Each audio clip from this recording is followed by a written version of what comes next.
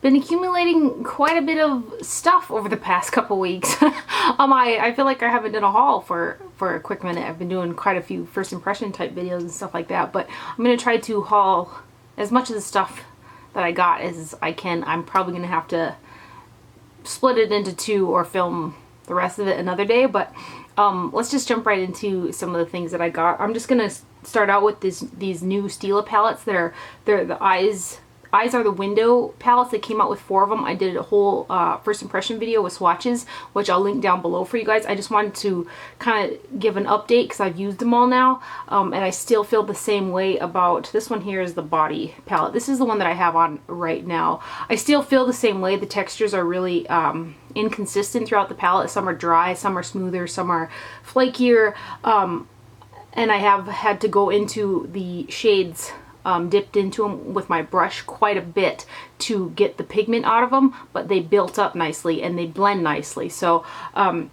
they have their pros and their cons, but I find that the looks that come out of them are nice on the eye. I think you might need to use a sticky primer. The thing that I have kind of iffy with me when I have to build shadows is I have dry lids, and if a shadow has already gone over that part of my primer, sometimes I have a hard time building on it depending on the shadow, and these I was able to build with them even though I had to continuously dip into the shadow to pick up more product. So that makes them I like them in that retrospect because I haven't had no patchiness with them despite the drier feeling textures and stuff like that. So I'll link that video down below, but I did pick up all 4 of the Stila Eyes Are the Window eyeshadow palettes.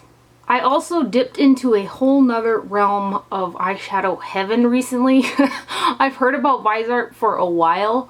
It's Viseart. I mentioned it in the Stila video as well and got a few questions on it, but these are what the palettes look like. I picked up the Neutral 01 matte palette, and I also picked up the Eyeshadow Basic 02 palette. They sent me this one in the old packaging. I know that they're redoing their packaging and this is what the newer ones look like, but hands down, this is the best. This is an all matte eyeshadow palette. It is the best matte eyeshadow palette I have ever used. I recently placed an order for it. They have a colored matte palette like this as well, and the colored palette I've used as well. Beautiful, beautiful eyeshadows. I highly recommend them. I really wish this was in the newer packaging. Hopefully they're getting on top of that, but I did pick up these 2 palettes from Viseart and they are really amazing. I'll just show you guys a couple swatches of this neutral palette here, but amazing. The pigmentation is amazing, the blendability is amazing, and you can build up color, or there's some amazing eyeshadows. They're right up there with how I feel about my Tom Ford and Charlotte Tilbury shadows. They're that nice. And I purchased those Viseart palettes off of alconeco.com, which I'll link it down below for you guys. That's the cheapest site I've found them. They're pretty expensive. Everywhere that I've seen, they're $80 and higher, which they're, for the amount of product and shades you get and the quality, they're beyond worth the money to me. But they're $75 on alconeco.com. Then I also picked up the new Makeup Forever Artist palette, and they have recently, Makeup Forever has recently reformulated and relaunched all of their eyeshadows, and they come out with 210 single new eyeshadows, and I think they're kind of expensive for a single, and in here there's 8 of those shades, and I'm under the impression that these are all new shades from the newly released eyeshadows. And I have used this palette here. The shimmery shades, everything in here is shimmer except for this one right here, which is too deep of a shade for me to use as a highlight. So I kind of wish that there would have been maybe one more light matte shade in there. But the texture of the shimmery shades is thick.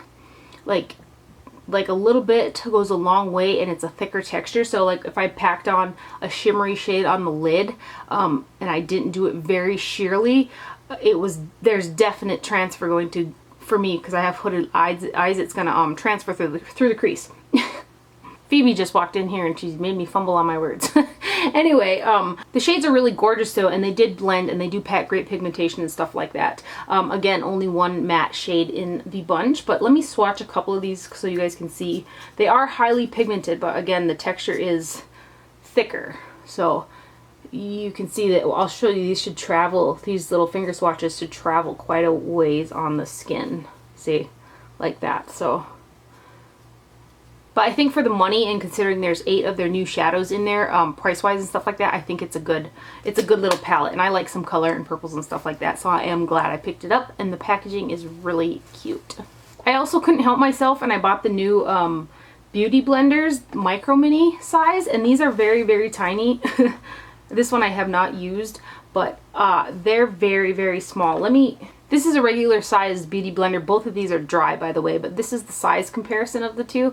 I did use this, and I've got really big hands, and to get into this corner, which I thought this would be good for, you know, to put the concealer in there, and being wet as well, it's a little bit slippery to hold on to for my hands. And then when I go to blend into these inner corners, because it's kind of in there, my fingers will end up hitting my nose right there, and if I'm you know, working with liquid makeup, it'll mess up the blending of that right there.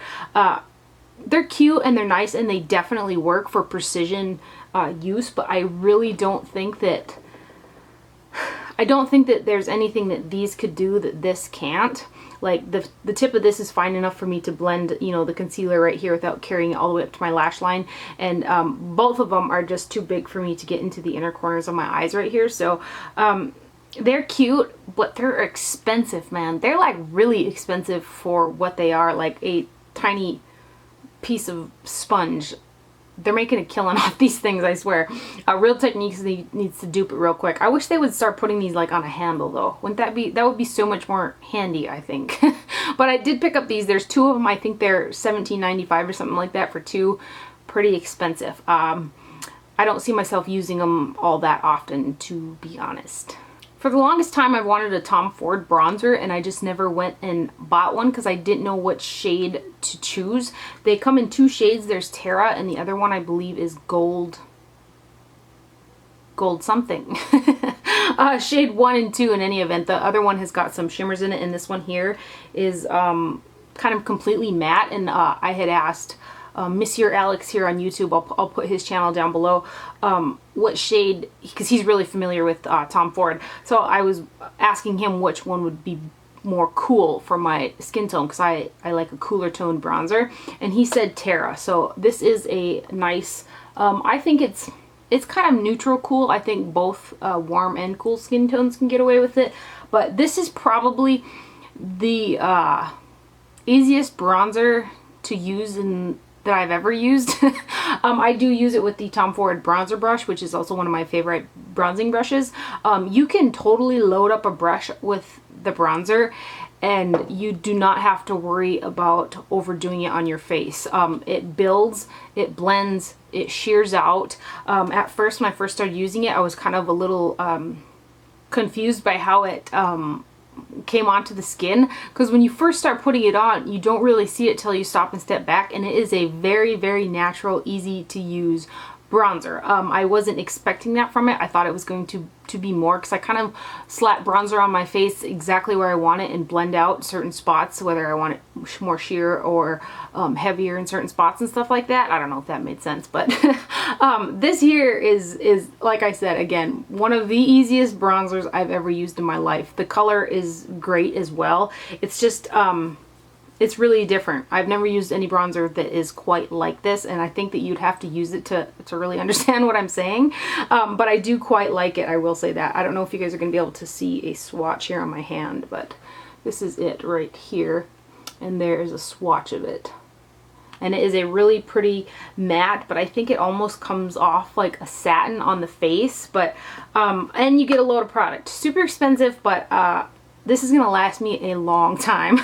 There's 0.74 ounces of product in there, which is kind of almost 3 times the amount as a lot of other bronzers. So I think standard for a lot of other bronzers is like 0.28 ounces, give or take. But in any event, glad that I got it. I think it looks beautiful on the skin. Then I was in my local Sephora at JCPenney's 2 days ago, and they had a new line of lip lacquers, I think they're called. They're called the Smashbox Be Legendary Long Wear Lip Lacquers, and I had never seen these or heard anything about them, but this is what they look like. I picked up 3 shades here.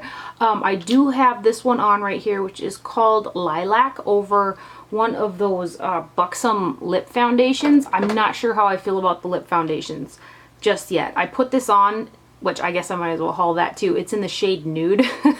Kind of all over the place here, but I put this on and was going to kind of let it set before I went ahead and put on the gloss, and it had already separated, like completely separated, so you could visibly see lines in the lips. So I don't think that these are at all flattering on the lips by themselves.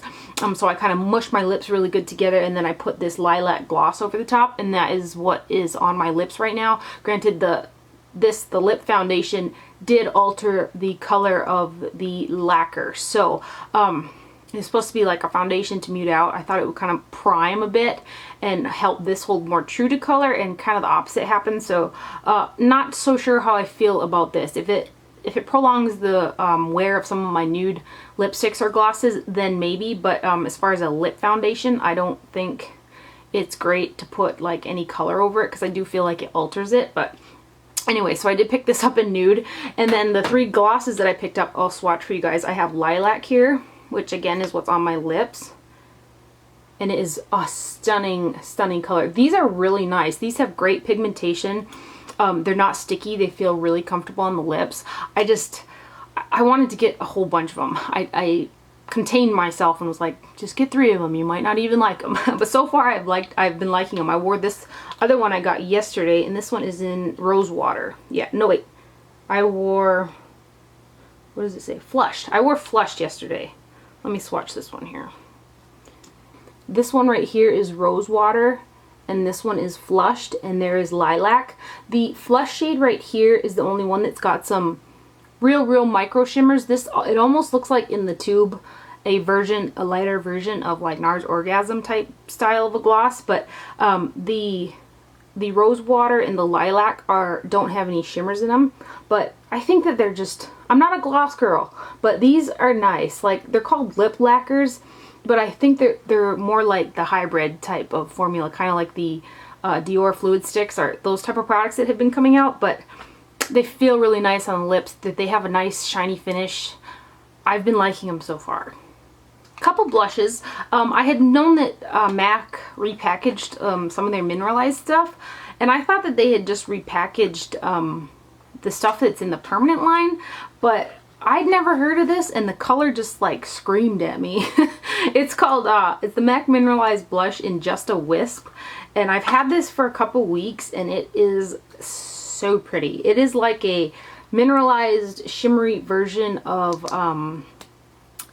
MAC's Well Dressed blush. That's what it reminds me of. It has got it's frosty or got a shiny finish to it, but oh my gosh. As far as baby pink with slightly blue undertones to it, this is so beautiful on I think a lot of skin tones. I know a lot of folks, if they got medium skin tones and stuff like that, look at this and think it's kind of scary, but there's something about a blush in this color on deeper skin tones that just screams angelic to me. And it's something that I've always tried to portray on myself, which is a little bit harder to find blushes that do that when your skin is this light. But this is totally off topic. But this blush is really gorgeous. Like, it's stunning. It does have a pretty, I want to say cross between satin and frost, because frost sounds kind of scary, but it does have a pretty good sheen to it. So yeah, Just a Wisp by MAC. And then I picked up my second Becca blush. It's the Mineral Blush in Flower Child. I have Gypsy, and it's one of my top 15 favorite pink blushes. So I thought I would go ahead and give another one a try, and this one is Flower Child. It is like a toned down version of Orgasm, I think, is, well, what it reminds me of, like a peachy pink shade. It doesn't have a lot of sparkle to it, but it does have a sheen. So that is Flower Child right there. Kind of like a toned down version of NARS Orgasm. kind of. I'm the worst at describing colors, I know. But that is Becca's Flower Child. And then I finally picked up my second Burberry single. I do have a few quads from Burberry. I love me some Burberry. But this is the shade that a lot of YouTubers and people like on Instagram and stuff like that was a must-have shade. So I went ahead and picked this one up. I had like, I don't know how many in my little Nordstrom cart to check out, and I was like, I don't know. So I ended up just getting one. Anyway, it is in number 21 Midnight Brown, and it is a very beautiful color. Burberry packaging, stunning as always.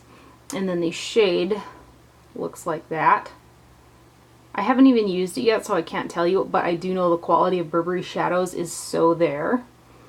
Just a really pretty shimmery brown shade. I'm so tempted, and this would be like makeup murder or something, but I would love to have a Z palette full of Burberry singles. Can you imagine though, like, can you imagine depotting a shadow that comes in packaging that looks like this? Yeah. I don't know if I could do it or not, but I really would like to have a Z palette full of Burberry eyeshadows. I think that would be great. Anyway, that one is number 21, Midnight Brown. And I'm going to go ahead and cut the haul off right there because I have to go fix vents. Go figure. Anyway, I hope you guys enjoyed this video. Thank you for watching. Do not forget to wear sunscreen, and I'll see you guys later. Bye.